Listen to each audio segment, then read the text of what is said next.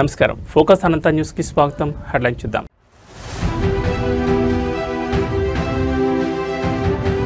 Bihar CM పదవికి నితీష్ కుమార్ రాజీనామా. Governor కలిసి రాజీనామా అందించిన నితీష్.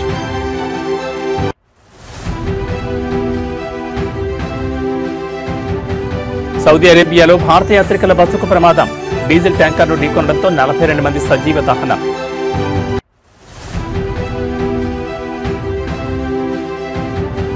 ఐబొమ్మ రవి వద్ద 50 లక్షల మంది డేటా ఉంది. 20 కోట్లు సంపాదించాడని సిపి సజ్జనార్ వెల్లడి.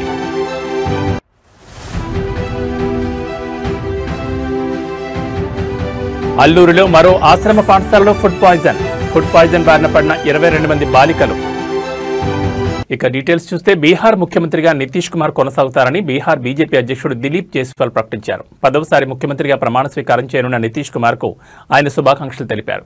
ఈ నెల 20వ తేదీన పాట్నా గాంధీ మైదానంలో నితీష్ కుమార్ ప్రమాణ స్వీకారం చేయనున్నట్లు ప్రకటించారు. అనంతరం నితీష్ కుమార్ సీఎం పదవికి రాజీనామా చేసి గవర్నర్ ఆరిఫ్ మహ్మద్ ఖాన్ కు రాజీనామా పత్రాన్ని కేబినెట్ రద్దు తీర్మానాన్ని అందించారు. నితీష్ కుమార్ రాజీనామాను గవర్నర్ ఆమోదించారు. తదుపరి ప్రభుత్వం ఏర్పాటయ్యేంత వరకు నితీష్ కుమార్ ఆపద్ధర్మ ముఖ్యమంత్రిగా కొనసాగుతారని గవర్నర్ తెలిపారు. రేపు ఉదయం 10 గంటలకు బీజేపీ శాసనసభ పక్ష సమావేశం జరగనుంది. ఈ సమావేశంలో ఎమ్మెల్యేలు పార్టీ శాసనసభ పక్ష నేతను ఎన్నుకోనున్నారు. అనంతరం ఎమ్మెల్యేలంతా ఏకగ్రీవంగా కూటమి తరపున సీఎంగా నితీష్ ని ఎన్నుకోనున్నారు. కాగా ఇటీవల బీహార్లో జరిగిన అసెంబ్లీ ఎన్నికల్లో ఎన్డీఏ కూటమి 202 స్థానాలు గెలిచింది. ఈ ఎన్నికల్లో మహాగఠబంధన్ కూటమి ఘోర పరాజయాన్ని చవిచూసిన విషయం తెలిసిందే. బీజేపీకి గెలుపు అసాధ్యమనుకున్న అలీనగర్లో 25 ఏళ్ల మైథిలి ఠాకూర్ గెలవడం అందరినీ ఆశ్చర్యానికి గురిచేసింది. కాగా నితీష్తో పాటు మంత్రులుగా ఎవరెవరు ప్రమాణ స్వీకారం చేస్తారన్న విషయంపై ఇంకా స్పష్టత రావాల్సి ఉంది.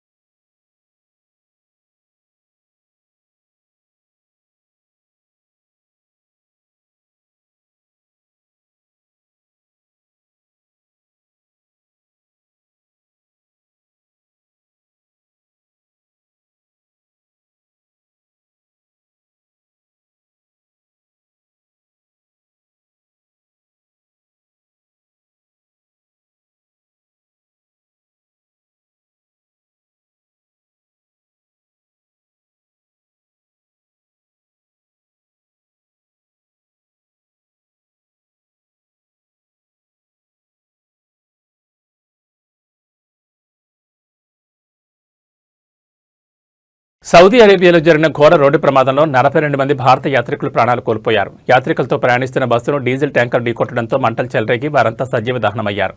ఈ ఘటనలో మరణించిన వారిలో ఎక్కువ మంది హైదరాబాద్ నగరానికి చెందిన వారే ఉన్నట్లు ప్రాథమిక సమాచారం అందుతోంది. పవిత్ర మక్కా యాత్రను ముగించుకుని యాత్రికులు బస్సులో మదీనా నగరానికి బయలుదేరారు. ఈ క్రమంలో వారి బస్సును ఎదురుగా వస్తున్న డీజిల్ ట్యాంకర్ బలంగా ఢీకొట్టింది. దీంతో ఒక్కసారిగా మంటలు చెలరేగి బస్సు మొత్తం వ్యాపించాయి. ప్రమాద తీవ్రతకు బస్సులో ఉన్న ప్రయాణికులు బయటకు రాలేకపోయారు. ఈ దుర్ఘటనలో 20 మంది మహిళలు, 11 మంది చిన్నారులు సహా మొత్తం 42 మంది అక్కడికక్కడే మరణించినట్లు ఆంగ్ల మీడియా కథనాలు వెల్లడించాయి. ప్రమాద విషయం తెలియగానే సౌదీ అధికారులు సహాయక చర్యలు చేపట్టారు. మృతుల వివరాలను గుర్తించే పనిలో నిమగ్నమయ్యారు. ఈ విషాద ఘటనతో వారి కుటుంబ సభ్యులు తీవ్ర ఆందోళనకు గురవుతున్నారు. ఈ ఘటనపై పూర్తి వివరాలు ఇంకా తెలియాల్సి ఉంది.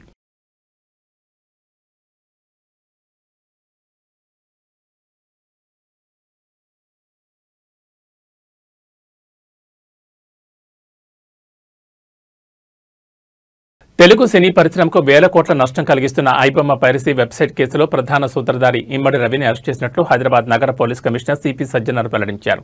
ఈ కేసులో ఆయన విస్తుపోయే నిజాలను మీడియా ముందుంచారు. ఈ రోజు కమాండ్ కంట్రోల్ సెంటర్లో చిరంజీవి, నాగార్జున, దర్శకుడు రాజమౌళి, నిర్మాత దిల్రాజ్ తదితరులు సిపి సజ్జనార్తో భేటీ అయ్యారు. ఐబొమ్మ నిర్వాహకుని పట్టుకున్నందుకు సైబర్ క్రైమ్ పోలీసులను వారు అభినందించారు. ఈ భేటీ అనంతరం సిపి సజ్జనార్ మీడియాతో మాట్లాడుతూ పైరసీ దేశవ్యాప్తంగా సినీ పరిశ్రమ దెబ్బతీస్తోందని ఆవేదన వ్యక్తం చేశారు. ప్రధాన సూత్రధారి ఇమ్మడి రవిని ఎట్టకేలకు అరెస్ట్ చేశాం. బాలీవుడ్, టాలీవుడ్ చెందిన వేలాది సినిమాలను ఇతడు పైరసీ చేశాడు. పైరసీ ద్వారా సుమారు 20 కోట్లు సంపాదించినట్లు ఒప్పుకున్నాడు. అతని నుంచి 3 కోట్లు స్వాధీనం చేసుకున్నామని తెలిపారు. రవి వద్ద సుమారు 50 లక్షల మంది సబ్స్క్రైబర్ల డేటా ఉందని, ఈ డేటాను దుర్వినియోగం చేసే ప్రమాదం కూడా ఉందని సజ్జనార్ హెచ్చరించారు. పైరసీ వెబ్సైట్ల ముసుగులో బెట్టింగ్ యాప్లను కూడా ప్రమోట్ చేశారని, దీనివల్ల ఎంతో మంది యువకులు ప్రాణాలు తీసుకుని తల్లిదండ్రులకు కడుపుకోత మిగిల్చారని అన్నారు. ఒక వెబ్సైట్ను బ్లాక్ చేస్తే మరో దాన్ని సృష్టిస్తూ రవి మొత్తం 65 మిర్రర్ వెబ్సైట్లను నడిపినట్లు గుర్తించారు. ఇమ్మడి రవికి ముందు నుంచే నేర చరిత్ర ఉందని, మహారాష్ట్రలో ప్రహ్లాద్ పేరుతో నకిలీ డ్రైవింగ్ లైసెన్స్, పాన్ కార్డు సృష్టించాడని సజ్జనార్ తెలిపారు. కరేబియన్ దీవుల్లో పౌరసత్వం కూడా తీసుకున్నాడని, అమెరికా, నెదర్లాండ్స్లో సర్వర్లు ఏర్పాటు చేసి ఈ పైరసీ సామ్రాజ్యాన్ని నడిపాడని వివరించారు. ఈ కేసులో గతంలోనే దుద్దెల శివరాజ్, ప్రశాంత్ అనే ఇద్దరిని అరెస్ట్ చేశామని, రవిపై ఐటీ, కాపీరైట్ చట్టాల కింద మొత్తం 5 కేసులు నమోదు చేసినట్లు వెల్లడించారు. ఈ ఒక వెబ్సైట్ ఆయన వెబ్సైట్ ఒకటి బ్లాక్ చేస్తే ఆయన మళ్ళీ ఇంకోటి మిర్రర్ చేస్తూ దాదాపు 65 మిర్రర్ వెబ్సైట్స్ ని ఆయన రన్ చేసేవాడు. ఆయన ఒక మొత్తం ఆయనని ఇన్వెస్టిగేట్ చేసిన తర్వాత ఆయన దగ్గర ఉన్న హార్డ్ డిస్క్ అంతా రికవర్ చేసిన తర్వాత దాదాపు 21,000 సినిమాస్ ఆయన హార్డ్ డిస్క్ లో పెట్టడం జరిగింది. మొత్తము పాత ఫిలిమ్స్ అయిన గాడ్ ఫాదర్ మీ అందరు కూడా తెలుసు, చారిత్రాత్మక ఐతిహాసిక ఫిలిం అయిన గాడ్ ఫాదర్ అంటే 1972లో ప్రొడ్యూస్ అయిన ఆ మూవీ నుంచి మొన్న వచ్చిన ఓజీ మూవీ దాకా కూడా ఆయన దగ్గర ఈ ఒక్క హార్డ్ డిస్క్ లో ఉండడం మనము చూశాను. మొత్తము బాలీవుడ్, టాలీవుడ్ అందరు కూడా ఈయన చాలా మూవీస్ ఆయన దగ్గర ఉంది, చాలా నష్టం జరగడం జరుగుతుంది. అదేవిధంగా ఆయన ఇప్పటిదాకా ఒక 20 crores సంపాదన చేశారని చెప్పి ఆయన వెల్లడించారు. మనం దాంట్లో 3 కోట్ల రూపాయలు మనము సీజ్ చేయడం జరిగింది. అది ఇంకా మనం ఆయన ఫైనాన్షియల్ డీటెయిల్స్, ఆయన మనీ లాండరింగ్ ప్లస్ ఏం చేశారు, ఎక్కడెక్కడ చేశారు, ఈ ర్యాకెట్ లో మొత్తం ఏముందని తెలుసుకోవడానికి ఆయన పోలీస్ కస్టడీ కూడా మనం అడగడం జరిగింది. అది వచ్చిన తర్వాత కూడా ఇంకా మనము ఆయన దగ్గర ఉన్న విషయం పైన మనం రాపట్టుకోవడానికి మా వంతు కృషి చేయడం జరుగుతుంది. మొత్తం ఈ కేసెస్ పైన కూడా, ఎందుకంటే ఇది ఇంటర్నేషనల్ లింక్స్ ఉంది, ఇంటర్నేషనల్ నుంచి అక్కడ వేరే దగ్గర నుంచి కూడా ఆయన ఆపరేట్ చేయడం జరుగుతుంది. సో ఆయన దగ్గర నుంచి కూడా మనము ఇన్ఫర్మేషన్ రాపట్టుకోవాలి. అందుకు మనము సిబిఐ మళ్ళీ ఎన్ఫోర్స్మెంట్ డైరెక్టర్ అధికారులను కూడా మనము అప్రమత్తం చేయడం జరుగుతుంది. అక్కడ కూడా మనం సేకరించిన ఇన్ఫర్మేషన్ పెట్టుకొని అంతా ఇప్పుడు ఆయన అక్కడ మహారాష్ట్రలో డ్రైవింగ్ లైసెన్స్ తీసుకున్నారు. ప్రహ్లాద్ కుమార్ వెల్లెల్లా అని చెప్పి ఆ పేరుతోనే ఆయన టేకన్ డ్రైవింగ్ లైసెన్స్, అదేవిధంగా పాన్ కార్డు కూడా అదే పేరుతోని తీసుకోవడం జరిగింది. ప్రహ్లాద్ కుమార్ వెల్లెల్లా, సన్ ఆఫ్ నరసింహ వెల్లెల్లా అని చెప్పి కూడా ఆయన ఈ ఒక లైసెన్సెస్, పాన్ కార్డ్స్ కూడా తీసుకోవడం జరిగింది. ఇక్కడ కూడా మన దగ్గర కూడా సేమ్ మన ఆంధ్రప్రదేశ్ ట్రాన్స్పోర్ట్ డిపార్ట్మెంట్ కూడా లైసెన్స్ తీసుకోవడం జరిగింది. సో ఇట్లానే ఫస్ట్ నుంచే ఆ ఒక్క క్రిమినల్ మెంట్ ఆఫ్ మైండ్ ఉండడంతోనే ఈ అంతా లోతుగా టెక్నాలజీ యూజ్ చేసుకుంటూ ఈ పైరసీ లో ఇన్వాల్వ్ కావడం జరిగింది. ఎప్పుడు పోలీస్ ఆనే వెంబడబడినారు, ఎప్పుడు ఫిలిం ఇండస్ట్రీ అప్రమత్త అయింది. ఆయన ఉన్న మన ఇండియన్ సిటిజన్షిప్ కూడా మనము ఆయన గివప్ చేసి ఆయన ఇప్పుడు ఈ Saint Kitts and navies country ఒక సిటిజన్షిప్ కూడా తీసుకున్నారని. Saint Kitts and navies country Caribbean islands లో ఉన్న ఈ ఒక్క కంట్రీని ఆయన తీసుకున్నారు.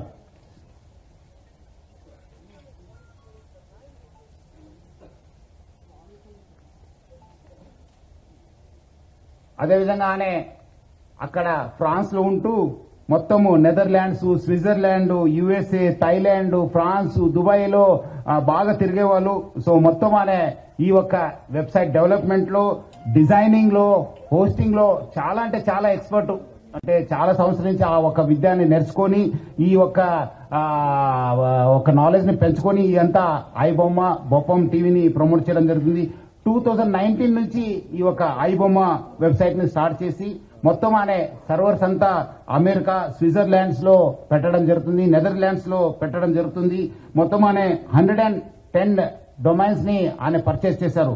పోర్క్బన్ కంపెనీ అని చెప్పి దాని ద్వారా ఆయన 110 డొమైన్స్ ని పర్చేస్ చేయడం జరుగుతుంది. ఒక డొమైన్ ను మనం బ్లాక్ చేస్తే నెక్స్ట్ ఇంకోటి డొమైన్ ఓపెన్ చేసేది. సో ప్రతిదాని కూడా ఒక లింక్ పెట్టుకుని ప్రతిదాని కూడా ఒక స్కీమ్ పెట్టుకుని అని ఒక పైరసీ ర్యాకెట్ ని చేయడం జరుగుతుంది. అదేవిధంగా మనము ఓటీటీ ఫిలిమ్స్ లో ఉన్నది కూడా ఆయన యూస్ టు మంచి క్వాలిటీ చేసేసి ఆయన అప్లోడ్ చేసేవాడు ఆయన ఒక వెబ్సైట్ లో. దానివల్ల కూడా బాగా కొత్త టెక్నాలజీ యూజ్ చేసుకుని స్క్రీన్ రికార్డింగ్ చేసి దాన్ని కూడా ఎడిట్ చేసి ఈ ఒక మూవీస్ అన్ని కూడా అప్లోడ్ చేసేవాడు. అదేవిధంగా కొత్త మూవీస్ కూడా సీక్రెట్ కెమెరాస్ పెట్టి టెక్నాలజీ యూజ్ చేసి కొంచెం హై ఎండ్ టెక్నాలజీ యూజ్ చేసి కూడా ఆయన రిలీజ్ చేసేవాళ్ళు. ఇదంతా కూడా ఆయన ఒక జూబ్లీహిల్స్ ఎన్నికల్లో బీఆర్ఎస్ ఓటమి తర్వాత కవిత చేసిన వ్యాఖ్యలపై ఆ పార్టీ నేతలు ఒక్కొక్కరుగా స్పందిస్తున్నారు. కవిత టార్గెట్ గా విమర్శలు, ఆరోపణలు చేస్తున్నారు.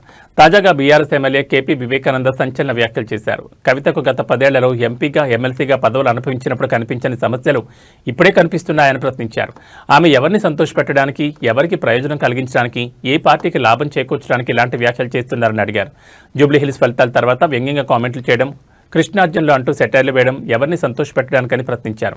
కవిత కాంగ్రెస్ పార్టీ ట్రాప్లో పడ్డారని ఆరోపించారు. మరి ఎన్నికల్లో ఫలితాలు వచ్చిన తర్వాత ఈ రకమైన విశ్లేషణ చేసి మమ్మల్ని దూషించడం, మమ్మల్ని తప్పుపట్టడం, కృష్ణార్జునులు అని చెప్పి ఒకరిపైన ఒకరిని వ్యంగ్యాస్త్రాలు చేసి సెటైర్లు వేసి ఎవరిని సంతోషపెట్టడానికి కాంగ్రెస్ పార్టీ ఒక నెరేటివ్ లో ఒక ట్రాప్ లో పడ్డదని చెప్పి స్పష్టంగా ప్రజలందరూ కూడా నమ్ముతా ఉన్నారు. ఆశ్చర్యం అంటే ఆశ్చర్యం కలుగుతా ఉన్నది, ఆశ్చర్యాన్ని కలిగిస్తా ఉన్నాయి. అసలు 10 సంవత్సరాల కాలం పాటు వారు ఎంపీగా, ఎమ్మెల్సీగా మరి పదవిలో ఉన్నప్పుడు కనబడే తప్పులు ఈరోజు ఎందుకు కనిపిస్తున్నాయి అని ఒక ప్రశ్న తెలంగాణ సమాజం అందరి మనసులో ఉత్పన్నమవుతామన్న సంగతి నేను సందర్భం గుర్తు చేస్తా ఉన్నాను. వారు ఎవరికి సంతోషపెట్టడానికి, ఎవరికి ప్రయోజనం కలిగించడానికి, ఏ పార్టీకి లాభం చేకూర్చడానికి ఈ వ్యాఖ్యలు చేస్తుందో ఒక్కసారి కవితక్క గారు ఆత్మవిమర్శ చేసుకోవాల్సిన అవసరం ఉందని చెప్పేసి ఈరోజు బీఆర్ఎస్ పార్టీ అభిప్రాయపడుతా ఉన్నది. ఆంధ్రప్రదేశ్ రాష్ట్రంలోని రైతులకు శుభవార్త. అన్నదాత సుఖీభవ మరియు పీఎం కిసాన్ పథకాల 2వ విడత నిధుల విడుదలకు సిద్ధమైంది ప్రభుత్వం. ఈ నిధుల విడుదలపై రాష్ట్ర వ్యవసాయ శాఖ చర్యలు వేగవంతం చేసింది. ఈ నేపథ్యంలో వ్యవసాయ శాఖ మంత్రి అచ్చెన్నాయుడు అధికారులతో సమీక్ష నిర్వహించారు. టెలికాన్ఫరెన్స్ ద్వారా వ్యవసాయ శాఖ ముఖ్య కార్యదర్శి, డైరెక్టర్, అన్ని జిల్లాల వ్యవసాయ శాఖ జేడీలకు మంత్రి మార్గదర్శకాలు జారీ చేశారు. ఈ నెల 19వ తేదీన అన్నదాత సుఖీభవ పథకం నిధులు విడుదల చేయనున్నారు. అదే రోజున పీఎం కిసాన్ పథకం కింద కేంద్ర ప్రభుత్వం కూడా రైతుల ఖాతాల్లో నిధులు జమ చేయనుంది. వైఎస్ఆర్ జిల్లా కమలాపురం నియోజకవర్గంలో ముఖ్యమంత్రి నారా చంద్రబాబు నాయుడు ఆధ్వర్యంలో కార్యక్రమం నిర్వహించనున్నారు. ఇక సమీక్షా సమావేశంలో మంత్రి అచ్చెన్నాయుడు కీలక నిర్ణయాలు తీసుకున్నారు. చనిపోయిన రైతుల వారసులకు డెత్ మ్యూటేషన్ చేసి పథకం వర్తించేలా చర్యలు తీసుకుంటున్నారు. ఎన్పీసీఏలో ఇన్యాక్టివ్గా ఉన్న ఖాతాలను యాక్టివేట్ చేయాలని ఆదేశాలిచ్చారు. అర్హత ఉన్న రైతులు సులభంగా రిజిస్టర్ చేసుకునేలా ఆన్లైన్ వ్యవస్థను సింప్లిఫై చేయాలని సూచించారు. ఈ విడతలో మొత్తం లబ్ధిదారుల సంఖ్య 46,62,904 మంది రైతులుగా ఉంది. రైతులకు జమ అయ్యే మొత్తం 7,000. ఇందులో రాష్ట్ర ప్రభుత్వం 5,000, కేంద్ర ప్రభుత్వం 2,000 చొప్పున జమ చేయనున్నారు. 2 పథకాల కింద విడుదలయ్యే మొత్తం నిధులు 3,77.77 కోట్లు. ఇక రాష్ట్ర ఆర్థిక వ్యవస్థకు రైతు బలం. అర్హులైన ప్రతి రైతుకు పథకం లబ్ధి అందేలా అధికారులు సమగ్ర ప్రణాళికతో పనిచేయాలని అని అధికారులను ఆదేశించారు మంత్రి అచ్చెన్నాయుడు.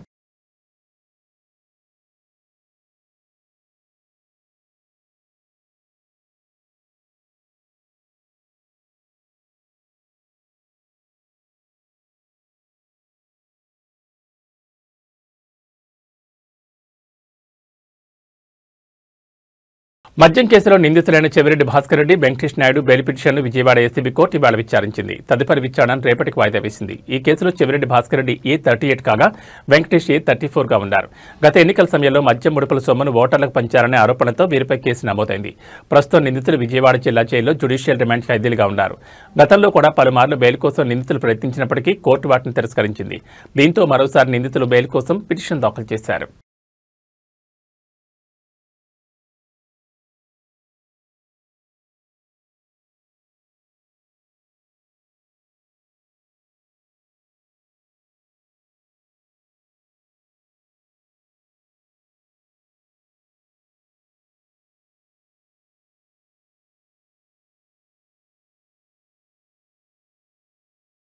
అల్లూరు సీతారామరాజు జిల్లాలోని మరో గిరిజన ఆశ్రమ పాఠశాలలో ఫుడ్ పాయిజన్ ఘటన వెలుగులోకి వచ్చింది. వివరాలకు వెళ్తే జిల్లాలోని కొయ్యూరు మండలం రాజేంద్రపాలెం ఆశ్రమ పాఠశాలలో ఫుడ్ పాయిజన్ జరిగింది. దీనివల్ల అక్కడ ఉంటున్న 22 మంది బాలికలు బాధితులుగా మారారు. వాంతులు విరేచనాలతో బాధపడ్డారు. వారిని పాఠశాల సిబ్బంది చికిత్స నిమిత్తం ఆసుపత్రికి తరలించారు. ఆసుపత్రిలో వైద్యులు వారికి చికిత్సను అందిస్తున్నారు. ప్రస్తుతం విద్యార్థుల ఆరోగ్యం నిలకడగానే ఉందని అధికారులు తెలిపారు. ఘటనపై విచారణకు ఆదేశించారు. అయితే నవంబర్ 13న అల్లూరు సీతారామరాజు జిల్లాలోని చీకేవీధి మండలం జర్రెల గిరిజన ఆశ్రమ పాఠశాలలో ఫుడ్ పాయిజన్ ఘటన జరిగింది. రాత్రి భోజనం తర్వాత విద్యార్థులు వాంతులు కడుపు నొప్పితో విలవెల్లాడారు. 29 మంది విద్యార్థులకు సీరియస్ కావడంతో తక్షణమే వారిని స్థానిక ఆసుపత్రికి తరలించి చికిత్స అందించారు.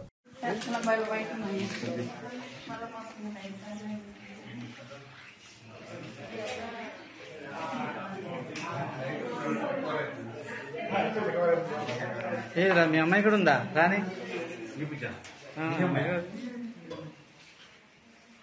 ఈ అమ్మాయి లేదు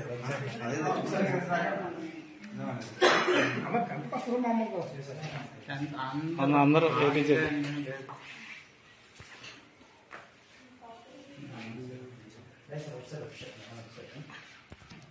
డిజిటల్ అరెస్ట్ మోసాలపై సినీ నటుడు నాగార్జున సంచలన విషయం వెల్లడించారు. తమ కుటుంబంలోనూ ఒకరు ఈ మోసగాళ్ల బారిన పడ్డారని, 2 రోజుల పాటు ఇంట్లోనే నిర్బంధానికి గురయ్యారని తెలిపారు. విషయాన్ని పోలీసుల దృష్టికి తీసుకెళ్లేలోపు మోసగాళ్లు తప్పించుకున్నారని పేర్కొన్నారు. ఈ మేరకు సోమవారం హైదరాబాద్ సిపి సజ్జనార్తో భేటీ తర్వాత జరిగిన మీడియా సమావేశంలో నాగార్జున ఈ వివరాలు వెల్లడించారు. ఐ రిమెంబర్ మా ఇంట్లో కూడా, మా ఫ్యామిలీలో కూడా just about 6 months back 7 months back ఇదే జరిగింది.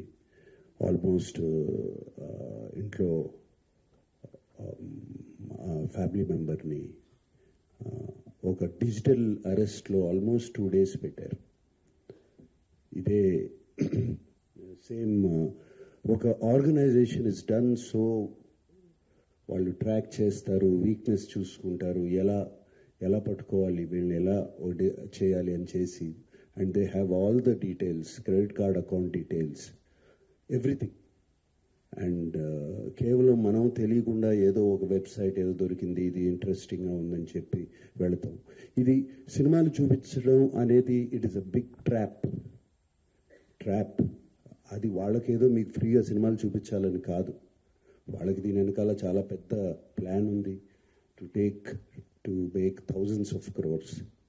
This 20 crores అన్న సజ్జనార్ గారు అన్నది is a very small amount వాళ్ళకి. అండ్ 3 కోట్లు దొరికిందన్నారు. నాకు తెలిసి వాళ్ళకి జస్ట్ చేంజ్ అది. సో అండ్ నేను ఇంట్లో అప్పుడు మా family member had to approach the police.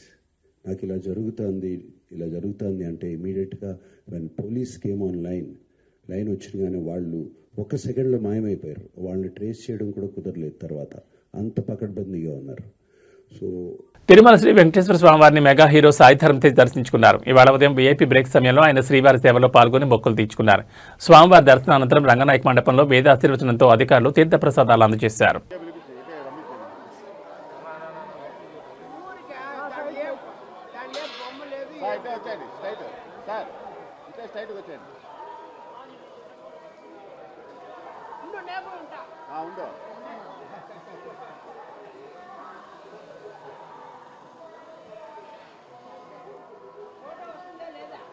Photo వస్తుంది, మీకు లేట్గా వస్తుంది. ఆమా ఆశీర్వాదం పొందాం. ఓకే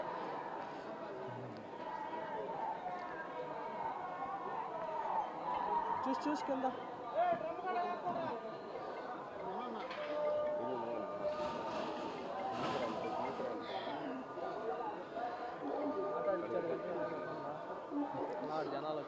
సార్ వీడియో పెట్టేద్దాం వయసు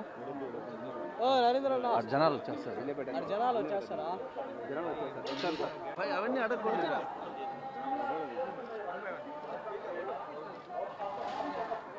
బాబా మీరంతా కొద్దిగా జరిగితే నేను తీసుకుంటాను.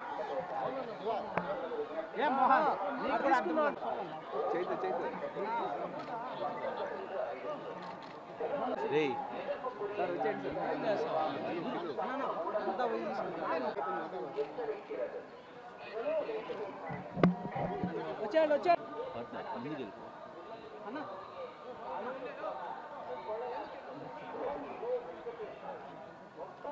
చేతు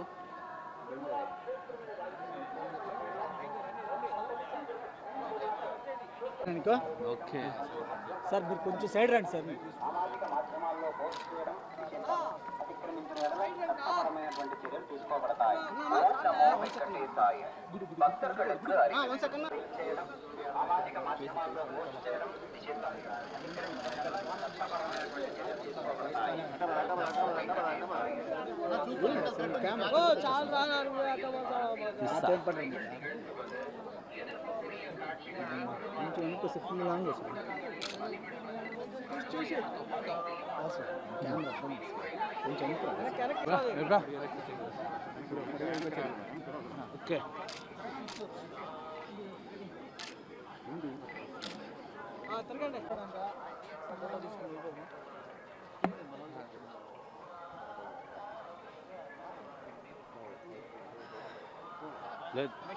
ఓకే ఏం లేదండి, స్వామివారికి థ్యాంక్స్ చెప్తాను వచ్చానండి. ఆయన నాకు మంచి సినిమాలు ఇచ్చారు, మంచి లైఫ్ ఇచ్చారు. సో ఆయనకి థ్యాంక్స్ చెప్పుకుందాం వచ్చాను. ఆయనకి కృతజ్ఞతలు చెప్పుకొని మరి మళ్ళీ మాకు మంచి జీవితం రావాలి. అండ్ అలాగే కొత్త సంవత్సరం వస్తుంది, సో ఆయనకి బ్లెస్సింగ్స్ తీసుకుందాం వచ్చాను. Thank you. నెక్స్ట్ ఇయర్ సంబర్లో ఏటిగట్టు సినిమా వస్తుందండి. దాంతో నెక్స్ట్ ఇయర్ ఉంటుంది కదండి. అదే నెక్స్ట్ ఇయర్ ఉంటుందండి. నెక్స్ట్ ఇయర్ కలియుగ ప్రత్యక్ష దైవం తిరుమల శ్రీ వెంకటేశ్వర స్వామివారిని ప్రేమంటే మూవీ టీం దర్శించుకున్నారు. వీఐపీ విరామ సమయంలో స్వామివారి సేవలో పాల్గొని మొక్కులు చెల్లించుకున్నారు. దర్శనానంతరం వీరికి రంగనాయకుల మండపంలో వేద పండితులు వేదాశీర్వచన అందించగా ఆలయ అధికారులు తీర్థప్రసాదాలు అందించారు. సార్ ఇద్దరు పక్క పక్కన వచ్చాయండి. మేడం మీరు పక్క పక్కన వచ్చాయండి.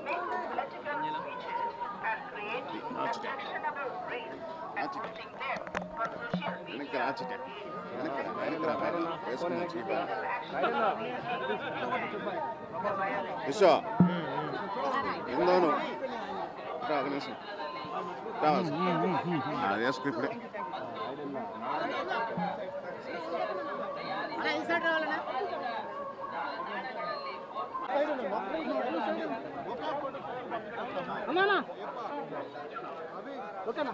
తీసుకొచ్చాను sir. Straight straight straight sir. Sir అన్న ఒకసారి రా అన్న, చూడాలని ఉంది. ఒక్కసారి రా అన్న. మేడం సార్తో రండి.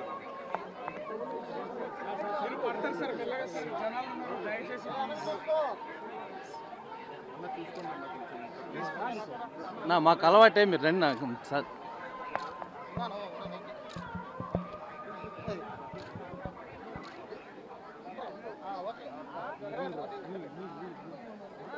మేడం ముందుకు రండి. మేడం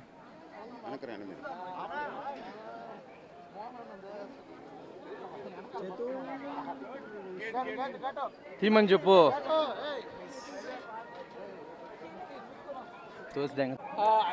ప్రేమంటే సినిమా ప్రమోషన్స్ కానీ నిన్న తిరుపతి వచ్చాము. సో తిరుపతి వస్తే ఖచ్చితంగా తిరుమల రావాలని అందరికీ ఉంటుంది. సో తిరుమల ఇవాళ మార్నింగ్ ఇప్పుడే దర్శనం బాగా జరిగింది. ఆలయ కమిటీ అందరికీ, తర్వాత మాకు హెల్ప్ చేసిన అందరికీ కూడా చాలా చాలా థ్యాంక్స్. చాలా బాగా జరిగింది. Thank you so much. Projects next ఒకటే ప్రేమంటే 21వ తారీఖు రిలీజ్ కాబోతుంది. అన్ని తెలుగు రాష్ట్రాల్లో అలాగే ఓవర్సీస్ మొత్తం ప్రపంచవ్యాప్తంగా రిలీజ్ కాబోతుంది. సో స్వామి బ్లెస్సింగ్స్ ఎంత అవసరమో మీ బ్లెస్సింగ్స్ కూడా మాకు అంతే అవసరం. So thank you so much మాకు సపోర్ట్ చేస్తున్నందుకు ఇప్పుడు దాకా. ఇక మీదలో కూడా మమ్మల్ని సపోర్ట్ చేస్తారని ఆశిస్తున్నాను. నవంబర్ మా 21 నవంబర్ మా మూవీ ప్రేమంటే రిలీజ్ అవుతుంది. ఒక మంచి ఫ్యామిలీ ఎంటర్టైనర్. చాలా సంతోషంగా ఉంది. ఈరోజు ఇక్కడ తిరుపతికి నేను ఆల్మోస్ట్ 15 ఇయర్స్ తర్వాత వస్తున్నాను. చాలా చాలా బ్లెస్డ్గా అనిపిస్తుంది. అందరూ చూడండి, ప్లీజ్ సపోర్ట్ చేయండి. Thank you. ఇవి ఈ బులెటిన్ విశేషాలు. మరో బులెటిన్లో మళ్ళీ కలుసుకుందాం. నమస్కారం.